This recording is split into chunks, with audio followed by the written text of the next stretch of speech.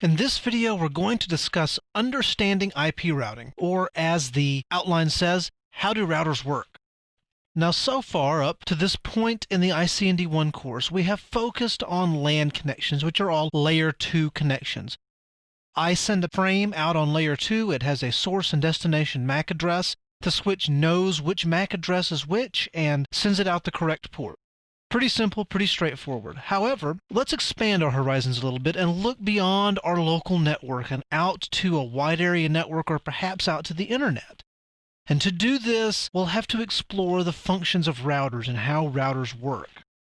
Now, when it comes down to it, routers have two basic functions. Number one is path determination. Basically, how do I get from point A to point B? The other is packet forwarding. Once I've determined how to get from point A to point B, how do I change the layer 3 address and change the encapsulation and send the packet along its way? Now, this sounds very simple, and at its core, it is quite simple. Routers are pretty simple devices when you break them down like this. However, setting up the path determination, how do I get from point A to point B, will take years to master, especially the larger networks that you work on. And here in the ICND 1 course, we're just going to scrape the surface of this. We're going to set up a simple routing protocol, RIP, a little later on in this section. But on large enterprise networks, you'll have multiple routing protocols that are redistributed different ways. You'll have different speed WAN links that service different networks, and it can get very, very complex to force the traffic to go the direction you want.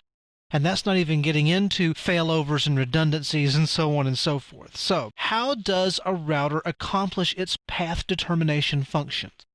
Well, it uses what's called the routing table. And essentially, the routing table is just a list of all of the networks that a router knows about and which interface is the next one along the path.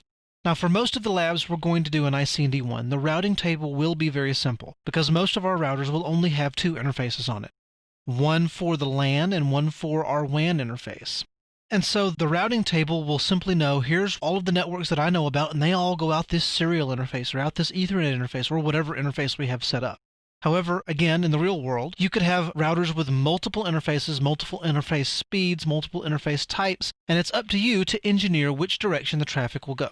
So, we understand that we have a routing table, and the routing table uses the IP address and the subnet mask to determine which way to send the traffic. We'll explore this a little more in depth as we go through the labs. But when you see how the router uses the IP address and subnet mask to determine the correct path, you'll see it's pretty simple. And again, getting the right routes into the routing table, that's the tricky part. So, how do routers learn these routes to put in the routing table? There's four basic ways they can learn them. Number one is directly connected, and these are the networks that are defined in the interface configuration. If you define an IP address of 10.1.1.0 with a subnet mask of 255.255.255.0, then the router knows that every IP address that begins with 10.10.1.0 and ends with 10.10.1.255 will be off this interface. You don't really have to tell the router about directly connected routes. It knows they're there just by virtue of what interfaces are configured. Next on the line is static routes, and these are routes that are manually defined in the router's configuration. I know what you may be thinking, well, if the traffic engineering is so difficult, why don't we just have everything use static routes? Well, you'll cover that in a later section, which I entitled Static Routes and Why They Are Evil. Static routes work pretty well for a small network. It doesn't scale very well, though, and we'll get into that here in just a little bit, and we'll see how static routes don't really work on a wide scale. The next is dynamic routes. These are routes learned by routing protocols, and different routing protocols have different weights for their believability. Now, we won't really get into that in the ICND 1 course, but if you choose to carry on with your CCNA and go through the ICND 2 and the CCNP course, then you'll see that you can learn the same routes through different routing protocols, and the router will choose to believe, for example, OSPF more than it believes RIP. If it has the same network that's being learned via RIP and OSPF, that are going out two different interfaces, then the route that's learned via OSPF will be the one that ends up in the routing table. And again, that's getting a little more advanced, but just kind of pulling the curtain back and letting you know of some of the more advanced topics that you can expect to see later on down the line. Last but not least is the default route. This is a route that is configured or learned through a dynamic routing protocol, and it's used as the next hop if no other route to the network in question is known.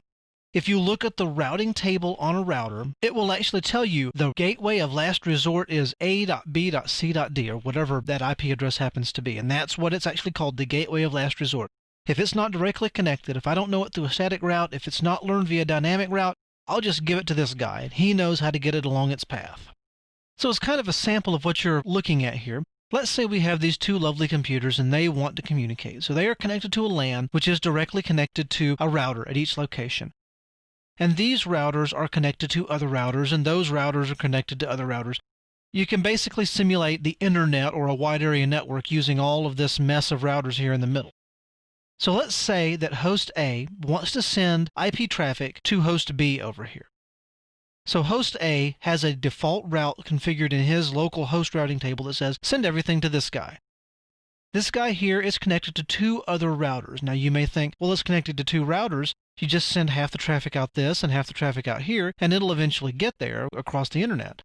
Well, let's say that this is a DS3. This is a 45 megabit DS3, and this is a dial-up line. Would you really want your traffic going over this dial-up line if this DS3 is available? No, you wouldn't. So this router says, well, I have a DS3 available to me. It's got lots of bandwidth. It's hardly used. Why don't I send it out this DS3? This guy here is only connected to one other router. So it says, well, I know it's not this direction. The network I want to get to is this other direction. So it sends it to this guy here. Now, this guy has two choices, or three really if you count this way. But it has two choices of how to get to this router over here. It can go directly this way, or it can go through here and up to this router. Now again, let's say this is a T1, a 1.5 megabit line. This is a DS3. While this path is obviously shorter, this path will probably be quicker because you've got more bandwidth available to you. So this router makes the routing determination to send the traffic over this DS3 and then up to this router and get it to this host. So as you can see, even though router functions are fairly simple, getting the traffic to follow the path you want it to follow, or follow the path that's the most logical for that traffic type, can sometimes be tricky. And that's our job as network engineers, to configure that and get that working. For now, though, this concludes our discussion of understanding IP routing.